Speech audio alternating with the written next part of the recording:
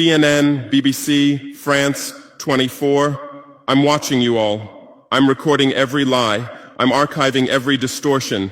I am Ibrahim Traore, and today I'm pulling off your masks. Yes, you heard correctly. I, whom you call a young military junta leader, whom you brand as a dangerous radical, whom you serve up as an anti-Western dictator, am now telling you the truth. And this time you cannot turn off your microphones. This time you cannot turn away your cameras. This time your editors cannot cut this speech, because the world you monopolize no longer exists. Because millions will hear these words now, without passing through your filters, without being subjected to your distortions, without being muddied by your lies. I am 34 years old. Every day of my life, I grew up with your lies. As a child, I would watch Africa on television. Always the same images. Children with flies, dry lands, weapons, death. This is Africa, they told us. This is what Africa is. And we believed it. We were ashamed of ourselves. We were ashamed of our own lands, of our own people. But then I grew up. I read, I researched, I questioned, and I understood that the Africa you showed us wasn't real. The story you told us was a lie. The fate you imposed on us was a script you had written. For years, how have you portrayed Africa? How have you shown it? How have you sold it to your viewers? As if we were creatures who had no share of humanity, as if we were savages left outside of civilization, as if we were wretches waiting for you to save us. Every day, every hour, every minute, the same story plays on your screens. Hunger, war, disease, corruption, terror, chaos. These are the words that come to mind when Africa is mentioned. In your Africa dictionary, there are no other words. No hope, no success, no development, no resistance, no honor, no pride, no victory. So I ask you, New York Times, Washington Post, Guardian, Le Monde, have you ever made Africa's successes your headlines? How many times have you written about Rwanda's technology miracle? How many times have you shown Ethiopia's reforestation project? How many times have you praised Botswana's democratic success? How many times have you described Kenya's entrepreneurial ecosystem? No, because these don't fit your scenario. Your Africa cannot be successful. It cannot, because then how will you legitimize your exploitation? If it's not in need of help, how will you intervene? If it's not backward, how will you look down on it? Have you ever asked yourselves, has any editor sitting at their desk, any news director in a meeting, any columnist at their keyboard ever thought, why are the people of the world's richest lands poor? Here are the numbers for you, real numbers. Africa owns 70% of the world's cobalt reserves. Your cell phone, your computer, your electric car won't work without cobalt. This cobalt comes from Congo, but Congolese can't afford cell phones. Africa owns 90% of the world's platinum reserves. Catalytic converters, electronic devices, medical implants, they all need platinum. This platinum comes from South Africa, but South Africans are crushed by unemployment. Africa provides 30% of the world's gold production. Mali, Burkina Faso, Ghana, Tanzania. Gold flows like rivers from our lands. But our people swim in poverty. Africa supplies 65% of the world's diamond production. Botswana, Angola, Congo, Sierra Leone, billions of dollars worth of diamonds are extracted, but our miners live on $1 a day. Africa owns 35% of the world's uranium reserves. Niger, Namibia, South Africa. Nuclear plants run on our uranium. Paris lights burn with our uranium, but our villages have no electricity. And you still ask, why is Africa poor? No, the right question is, how was Africa kept poor while being so rich? Here's your answer. Colonialism didn't end. It changed shape. You used to come and occupy our lands. Now you come and establish companies. You used to take by force. Now you make agreements. You used to rule with the whip. Now you rule with credit. Let me give you concrete examples. With numbers, names, dates, but you'll never write about these. Glencore, Swiss-based mining giant, extracting cobalt in Congo. 2022 revenue, $256 billion. A tax paid to Congo, $500 million. That's 0.2%. Is this justice? Rio Tinto, British-Australian mining giant, extracting bauxite in Guinea, 20 million tons annually. What's left for Guinea? Environmental pollution and cancer. Total, now Total Energies, French oil giant, extracting oil in Angola, Nigeria, Congo. 2022, profit, $36 billion investment in Africa, dirty pipelines, Anglo-American, founded in South Africa but now in London. Diamonds, platinum, iron, taking everything. What it left in South Africa, 6 million unemployed miners. And these are just the tip of the iceberg. What about the invisible, the secret deals, the offshore accounts, the transfer pricing tricks? Every year, $88 billion in illegal money flows out of Africa. Who writes about this? Every year, $45 billion in aid comes to Africa. Everyone writes about this, but no one says Africa is not the continent receiving aid, it's the continent giving aid. While you zoom your cameras on swollen bellies, there is a huge system working silently in the background. Every day, tons of gold, diamonds, cobalt, uranium, oil leave our land. But how? Here is the system. Step 1, create corruption, bribe our leaders, open offshore accounts, promise them a life of luxury, send their children to your schools. Step 2, make deals, get 50-year, 99-year concessions, ask for tax exemptions, be exempt from environmental rules, ignore labor rights. Step 3, control the infrastructure. Take over ports, airports, railways, but only from the mine to the harbor. Don't build roads to the villages. Don't bring electricity to schools. Step 4, provide security. Set up private security companies. Arm them. Declare protesting. Step 5, silence the media. Buy local journalists. Suppress opposing voices. Serve internal unrest news to international media. And this is how the system works. It's been working like this for 100 years, and you don't see this system. You don't want to see it, because you're part of the system too. Who are the biggest advertisers of New York Times, CNN, BBC, oil companies, mining companies, arms companies, pharmaceutical cartels, the companies that exploit Africa? You live on their money, you defend their interests, and what I'm about to tell you might cost me my life, but it's no longer time to be silent. France's system in Africa is the CFA franc. 14 African countries still use French colonial currency. 50% of these countries' central bank reserves sit in the French treasury. France applies negative interest to this money, so we pay France to use our own money. Through this system, France transfers $500 billion worth of resources from Africa every year. Does anyone write about this? No. But when France gives Africa 10 billion euros in aid, it makes headlines. Britain's system is more sophisticated. London is the world's money laundering center. City of London, offshore paradise. Every penny stolen from Africa passes through London. Jersey, Guernsey, Cayman Islands, Virgin Islands, all under British control. Africa's wealth hides there. America's system is AFRICOM. Africa Command, 46 military bases on the continent. Official purpose, security. Real purpose, resource control.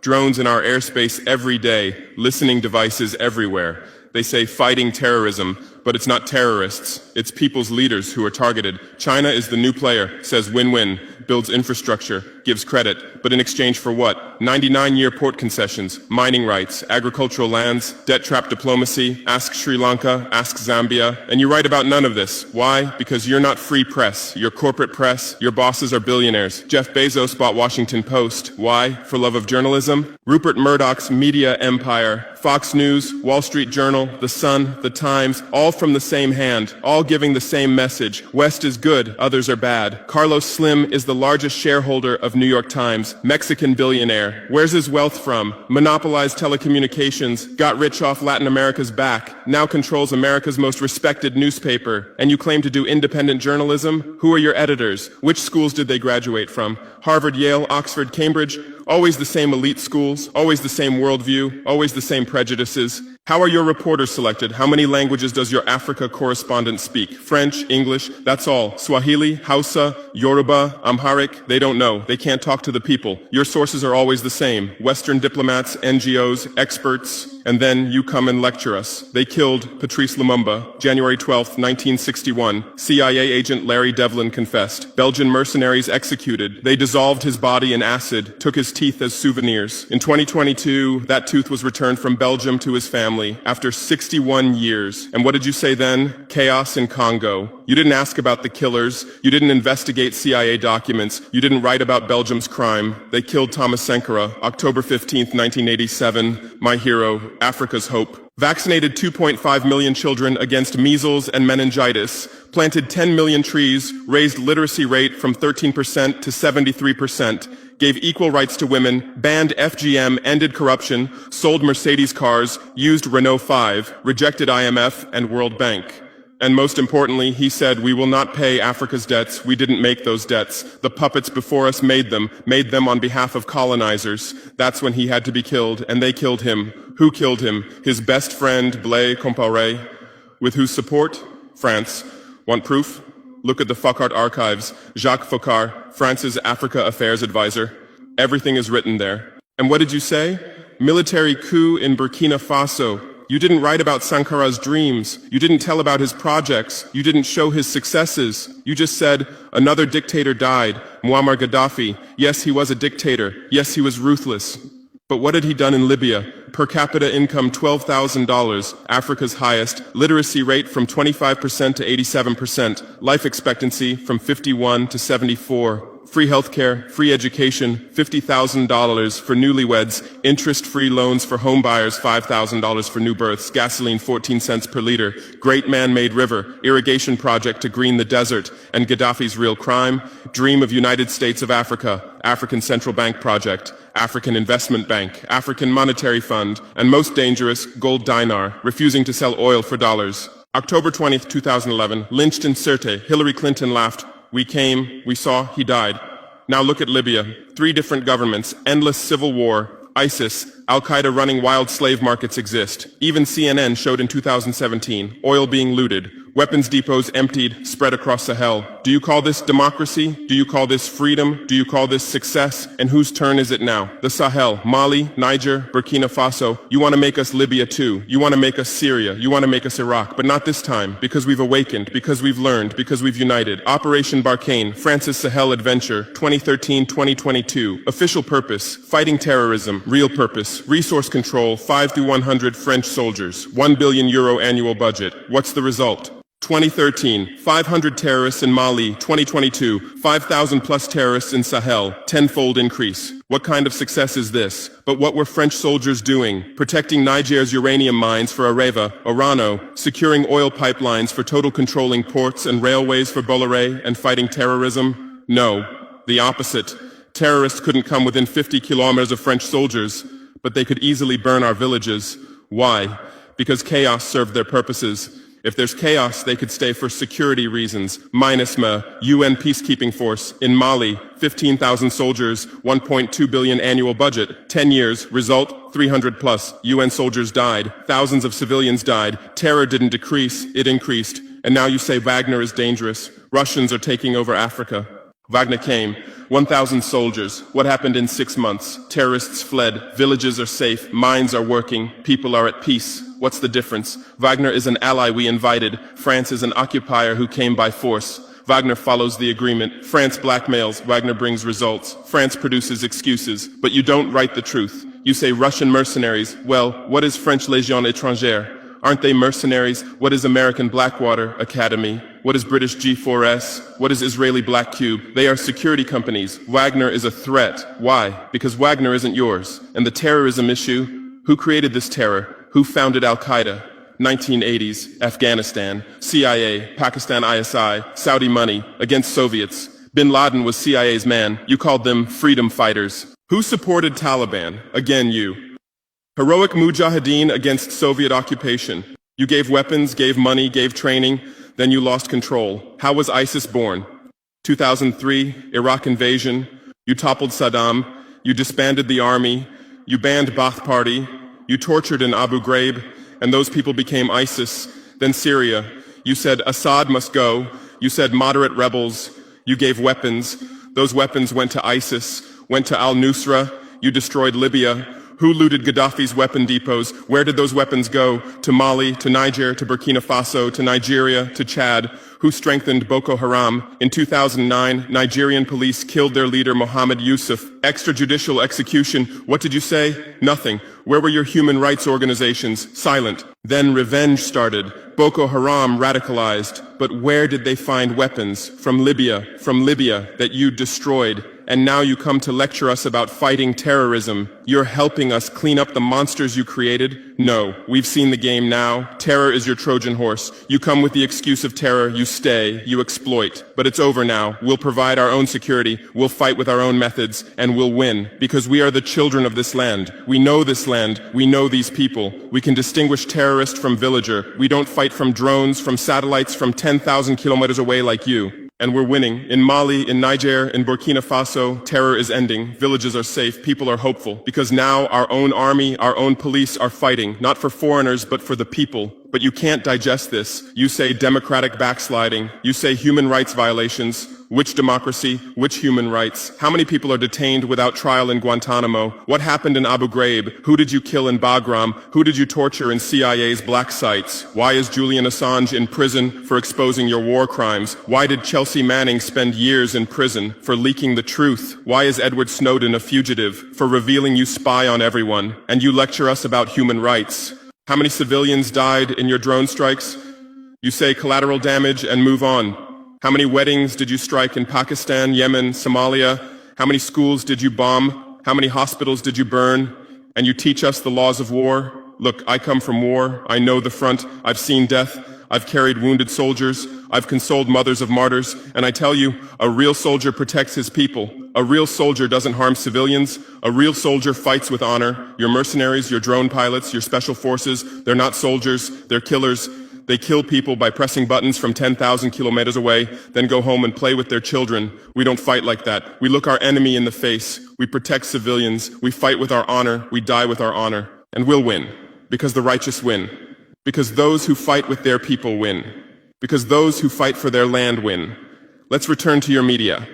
I know how you work.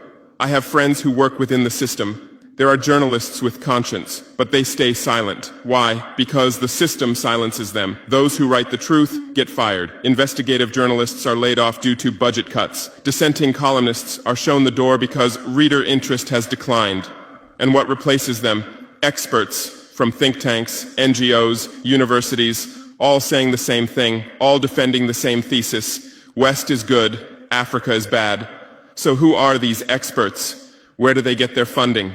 National Endowment for Democracy, NED, American Democracy Exporter, CIA's legal arm, has fingers everywhere, funds opposition, directs media, creates civil society. Open Society Foundations, George Soros's organization, says open society, but open for whom? Open to what? Open to exploitation, open to intervention, open to manipulation. Ford Foundation, Rockefeller Foundation, Bill and Melinda Gates Foundation, all in Africa, doing aid. But what do they get in return? Control, data, influence. And your media is their trumpet. You headline, Gates is saving Africa. But you don't say, how many African children were paralyzed by Gates's vaccine trials? How many farmers committed suicide because of Monsanto seeds? You're masters at storytelling, but always the same story. White savior. Remember Live Aid? 1985. We Are the World, charity concert for Africa, millions raised. What came to Africa? Corruption increased, dependency increased, but it was a great story for you. Bob Geldof became a hero. Musicians looked conscientious. Viewers felt good about themselves. Africa remained hungry. Remember Kony 2012? Viral video. Stop Joseph Kony. 100 million views. Result? Kony is still free, but the video maker got rich. Invisible Children organization collected millions. What came to Uganda? American soldiers. And you present these as success stories. Angelina Jolie, Madonna, Bono, all Africa volunteers. They come, take photos, adopt children, leave. And you say, interest in Africa increased. What interest? Whose interest? Interest for what? Madonna adopted from Malawi. You made headlines. But 100 children die from malaria every day in Malawi. You didn't write that, because that news doesn't sell. Bono became Africa's spokesperson, raised billions with U2 concerts, but moved his company to Netherlands to avoid taxes. Money stolen from Africa also passes through Netherlands. Did you write about this? George Clooney campaigned for Darfur, said save Darfur. Result? Sudan split. Oil remained in South Sudan. South Sudan is now in civil war. Who's getting the oil? Take a guess. And you always present these as humanitarian aid. But these are imperialism's soft face. These are exploitation's PR. Let me give you real numbers. Every year, 134 billion in aid and investment comes to Africa. Every year, 192 billion in resources leave Africa, net loss, $58 billion every year. But you only write about the incoming $134 billion. You don't write about the outgoing $192 billion. Why? Because then people will ask, why does Africa need aid? Illicit financial flows, 88.6 billion year multinational corporations profit transfers, 48.2 billion year debt interest, 17 billion year brain drain cost, 13.8 billion year climate change cost, 10.6 billion year illegal logging, 17 billion year illegal fishing, 1.3 billion year total, $192+ billion every year. This much resource leaves Africa every year. But what are your headlines? EU announces 20 billion euro aid package for Africa. China gives Africa $60 billion in credit. America grants Africa $8 billion. People read these and think how generous they are, how charitable, how ungrateful Africa is. But the truth is the opposite. Africa is financing your standard of living. Africa is subsidizing your prosperity. Africa is making your technology possible. The cobalt in your iPhone from Congo, the lithium in your Tesla from Zimbabwe, the tantalum in your computer from Rwanda, your jewelry from Botswana, your chocolate from Ivory Coast, your coffee from Ethiopia, your oil from Nigeria, your uranium from Niger. And what do we get in return? Debt, poverty, humiliation, but enough. This game will end now because we've awakened. Our youth are sharing the truth on social media. Bar France out hashtag used 100 million times. Africa is bleeding 50 million. On Stop Exploiting Africa, 75 million. And what are you doing? You say Russian bots. You say Chinese propaganda. You say disinformation. No. These are real voices of real Africans. This is real anger. This is real awakening. There are millions of youth on TikTok, videos celebrating French soldiers leaving, images applauding Wagner's arrival, content explaining the truth on Twitter, Instagram, Facebook. The same voice everywhere. Enough, and you're panicking because you're losing control. You're losing the narrative. You're losing the monopoly. You established fact-checking organizations. Africa Check, AFP Fact Check. Who funds these? Facebook, Google, Bill Gates. The same system again. What are you checking? Whose facts are you defending? We say France exploits $500 billion a year. You say false. Only $440 billion. As if that changes the situation, as if 440 billion is little. We say Wagner has been successful. You say Wagner violates human rights. Well, what were French soldiers doing? Bombing Fulani villages, arming Dogon militias, accidentally striking weddings. Your hypocrisy is so obvious that no one believes you anymore. Remember what Anderson Cooper said on CNN? Democracy is declining in Africa. Which democracy, Anderson? Your democracy? America's democracy? Your Capitol riot, January 6, 2021. You said, attack on democracy. 5 people died. Our Sankara assassination, October 15, 1987. You said, internal matter. 1 person died. But that person was the hope of 20 million people. In your elections, corporations fund candidates, lobbyists write laws. You call our elections rigged. In your country, police kill blacks. George Floyd, Breonna Taylor, Ahmaud Arbery. You lecture us about police violence. On BBC, Kasia Madera presents Africa News. Polish origin. How many years has she lived in Africa? How many African languages does she speak? But every day she speaks as an Africa expert. Africa is like this. Africa is like that. On France 24, cameramen, editors, producers, most are French. Even Africa correspondents are mostly French, and they do objective journalism. Even Al Jazeera. Qatar funds it. What business does Qatar have in Sahel? But every day they report Sahel crisis. Whose crisis are they telling? Deutsche Welle, Voice of America, RFI, all state media, all propaganda tools. But they play the role of independent media, and our local media, most are sold out. Most are cowards, most are dependent. Le Pay's newspaper in Burkina Faso, who's the editor? Where did he get his education? Where does he get his funding? Who are his advertisers? We know the answers, all tied to the same system, all serving the same master. But a new generation is coming. Bloggers, YouTubers, podcasters, they have no masters, they have no fears. James Coco, Natalie Yam, Kemi Seba, they have millions of followers, they tell the truth, they expose the system, and you label them as extremists. You try to shut down their Twitter, you restrict their YouTube, but in vain. Truth cannot be stopped. You close one channel, 10 open. You silence one voice, 1,000 rise. Here's my final message to you. Your lies are ending. Your empire is collapsing. Your monopoly is breaking. And what's replacing it? Truth, justice, freedom. Africa is no longer your story. Africa is writing its own story, filming with its own camera, telling in its own language. And in this story, you're not heroes, not saviors, not benefactors. In this story, you're the guilty ones, colonizers, liars, thieves. But you still have a chance. You can still change. You can still stand on the right side. There are journalists with conscience among you. I know. I recognize them. We talk. I call out to them.